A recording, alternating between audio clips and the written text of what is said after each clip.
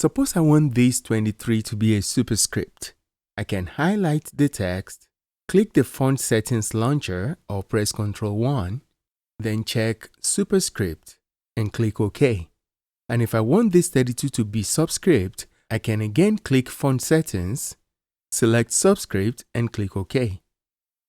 Now, if I do this a lot, I can add the Subscript and Superscript buttons to the Quick Access Toolbar.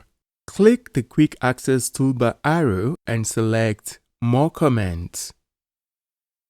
Click on Popular Commands here and select Commands Not in the Ribbon. Scroll down in the commands list till you see Subscript. Click on it to select it, click Add. Select Superscript as well, and click Add. Once the both appear on the right, click OK.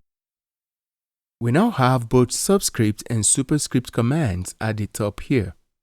Now I can highlight the 23 here and click the Superscript command to make it Superscript. And I can highlight the 32 as well and make it Subscript.